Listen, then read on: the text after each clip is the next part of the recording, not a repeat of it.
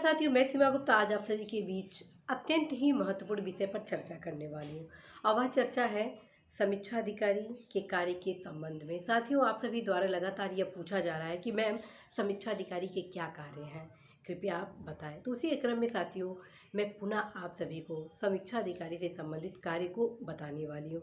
साथियों, सबसे पहले मैं बताऊँ सचिवालय के विभिन्न कार्य संस्कृति, अधिकार, कर्तव्य, किस अधिकारी के क्या कार्य हैं और क्या क्या नियम कानून वगैरह जो सचिवालय के परिप्रेक्ष्य में वे तमाम प्रकार के जन कल्याण की भावना से आप सभी के बीच मैं यह सूचना ऑलरेडी इस यूट्यूब चैनल पर उपलब्ध कराई हूँ। आप अवश्य ही सचिवालय से संबंधित सूचना वाले प्लेलिस्ट में जाएं और विभिन्न प्रकार की सूचनाओं को आप वहां से प्राप्त कर सकते हैं कि सीयूजी नंबर क्या होता है, शासनादेश को कैसे देखें और क्या हायरार्की होता है, कब प्रमोशन होता है, वेतन आदि के संबंध में विभिन्न प्रकार की सूचनाएं मेरे द्वारा आप सभी के बीच उपलब्ध कराई गई है। तो आइए जानते हैं फिर से समीक्षा अधिकारी के कार्य के संबंध में। साथियों, जैसा कि आप सभी अवगत है कि हमारे प्रदेश के विकास के संबंध में जो नीतियां बनाई जाती हैं वह शासन स्तर पर बनाई जाती हैं और उसका क्रियान्वयन प्रशासन स्तर पर किया जाता है। तो जो समीक्षा अधिकारी सचिवालय के होते हैं, तो जो नीतियाँ बनाई जाती हैं उस नीति को बनाने में सबसे अहम भूमिका निभाते हैं। नीति का क्या स्वरूप हो, क्या प्रारूप हो, किस नीति के क्रियान्वयन के लिए कौन कौन से कारक अत्यंत महत्वपूर्ण हैं, कौन कौन से कारक अमहत्वपूर्ण है, किस परिस्थिति में नीति के क्रियान्वयन के लिए शासन को लाभ होगा, प्रदेश का हित होगा, जनता का ज़्यादा से ज़्यादा विकास होगा आदि तमाम प्रकार के पहलुओं से समीक्षा अधिकारी द्वारा उस नीति को बनाने के क्रम में, प्रस्ताव रखने के क्रम में अवगत कराया जाता है, बताया जाता है। ठीक है। दूसरी तरफ समीक्षा अधिकारी का यह भी कार्य होता है कि जब विधानसभा, विधान परिषद का जब सत्र आहूत होता है और उस दौरान विधानसभा, विधान परिषद में जो भी प्रश्न उठाए जाते हैं उन सभी प्रश्नों का जो जवाब होता है उसकी तैयारी की रूपरेखा सचिवालय के जो तमाम विभाग हैं उनमें नियुक्त समीक्षा अधिकारी द्वारा ही प्रारंभिक चरण पर बनाया जाता है कि इसका जवाब क्या होगा, तारांकित प्रश्न का कैसे क्रमबद्ध रूप से जवाब होगा, कैसे अतारांकित प्रश्न के संबंध में जवाब होगा और किस किस प्रारूप में कौन सा लेटर कहाँ जाएगा, साथ में इस नीति के लिए सरकार को क्या जवाब देनी चाहिए आदि तमाम प्रकार के पहलुओं पर डिस्कशन आदि ब्रीफिंग वगैरह सब कुछ समीक्षा अधिकारी के क्रम से ही आरंभ होती है। तो इस प्रकार साथियों, समीक्षा अधिकारी की यहाँ पर बहुत ही महत्वपूर्ण भूमिका होती है। जैसा कि आप सभी किताबों में पढ़े होंगे, आश्वासन समिति, याचिका समिति, लोक लेखा समिति और तमाम प्रकार की जो समितियाँ हैं उन समितियों के जो कार्य होते हैं, उन समितियों के अंतर्गत जो जिस प्रकरण पर डिस्कशन होते हैं उस डिस्कशन उस मैटर की रूपरेखा बनाने का कार्य भी समीक्षा अधिकारी द्वारा ही किया जाता है। समीक्षा अधिकारी द्वारा ही निर्णय के क्रम को प्रारंभ में आरंभ किया जाता है कि इस कार्य पर ऐसा होना चाहिए, इस बैठक में ये प्रस्ताव रखनी चाहिए, इस बैठक में इस प्रकरण पर यह डिसीजन होना शासन के हित के लिए उचित होगा आदि तमाम प्रकार की जानकारियां समीक्षा अधिकारी द्वारा ही दी जाती है। चौथा मैं बताने वाली हूँ कि साथियों कि कोर्ट केस वगैरह जो भी होते हैं और शासन स्तर पर अर्थात जो भी विभाग में जो भी प्रकरण कोर्ट केस रिलेटेड होते हैं उनके निस्तारण की कार्यवाही भी समीक्षा अधिकारी के स्तर पर की जाती है। मेरे कहने का तात्पर्य है कि समीक्षा अधिकारी की अत्यंत ही महत्वपूर्ण भूमिका है। प्रदेश में आप जो भी विकास देख रहे हैं, जो भी नीतियाँ देख रहे हैं, जो भी प्रदेश सरकार की कल्याणकारी योजनाएं देख रहे हैं, उसके क्रियान्वयन का जो बैकग्राउंड होता है वो शासन के समीक्षा अधिकारी द्वारा ही तैयार किया जाता है। इसी कारण प्रदेश के माननीय राज्यपाल महोदय द्वारा समीक्षा अधिकारी को सचिवालय का बैकबोन भी कहा गया है।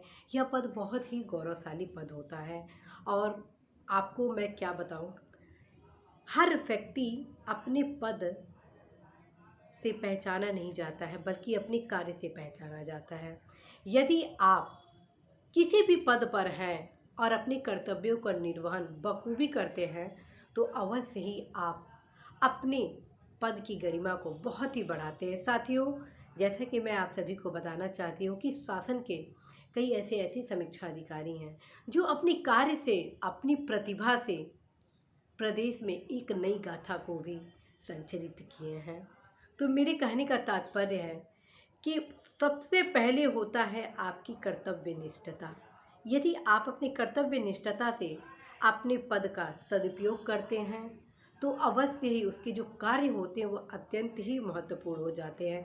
तो साथियों, आपको मैं समीक्षा अधिकारी के कार्य के संबंध में एक कार्य और बताना चाहती हूँ कि समीक्षा अधिकारी से just senior officer section officer होते हैं और सेक्शन ऑफिसर की अनुपस्थिति में जो समीक्षा अधिकारी होते हैं वो कार्य अनुभाग अधिकारी का करते हैं, अर्थात सेक्शन ऑफिसर का करते हैं। तो ये भी एक कार्य है। दूसरी तरफ मैं आप सभी को बताना चाहती हूँ सेक्शन ऑफिसर्स द्वारा जो भी तमाम प्रकार के अन्य कार्य दिए जाते हैं वो भी कार्य समीक्षा अधिकारी द्वारा किया जाता है। इस प्रकार साथियों मिसलेनियस कार्य है समीक्षा अधिकारियों की।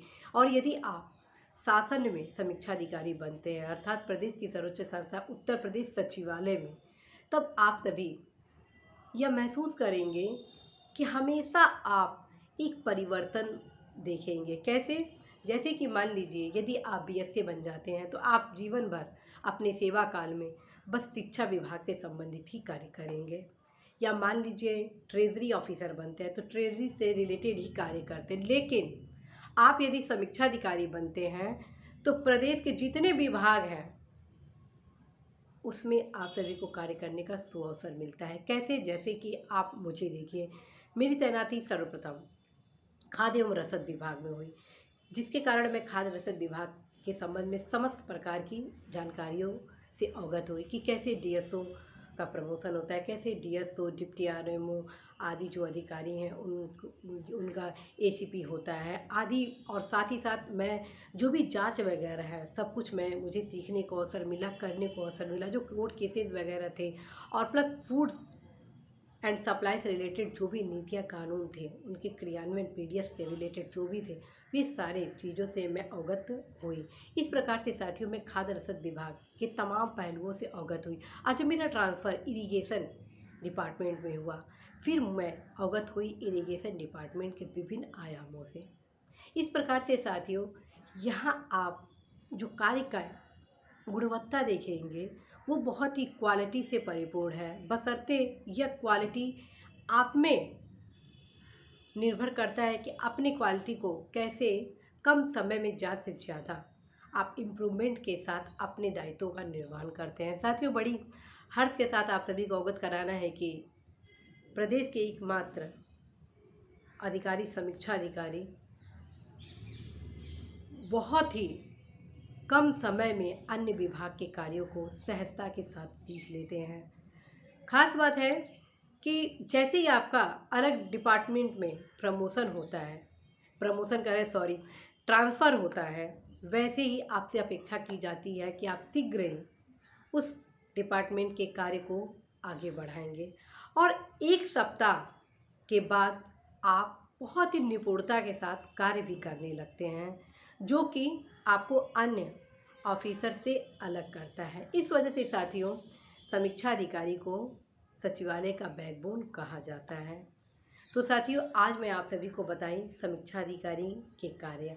और साथियों मैं बस इतना ही कहना चाहती हूँ एक शब्द में कि समीक्षा अधिकारी वे तमाम प्रकार के कार्य करते हैं जो आप विकास के संबंध में, नीति के संबंध में देख रहे हैं, लोक सेवा आयोग के संबंध में जो भी अधियाचन आप देख रहे हैं, परीक्षा देख रहे हैं आदि तमाम देख रहे हैं, चाहे न्यायपालिका में विभाग से संबंधित जो भी कोर्ट केस वगैरह हो रहे हैं या जो भी विकास के संबंध में नीतियाँ वगैरह देख रहे हैं उसकी रूपरेखा सब कुछ सचिवालय में अवस्थित विभागों के माध्यम से बनाई जाती है। और विभाग में नियुक्त कौन होते हैं? समीक्षा अधिकारी।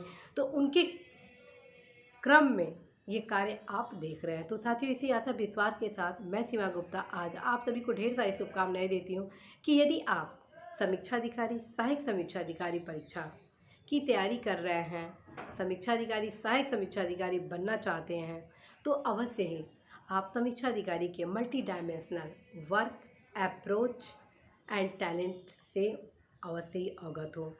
नमस्कार।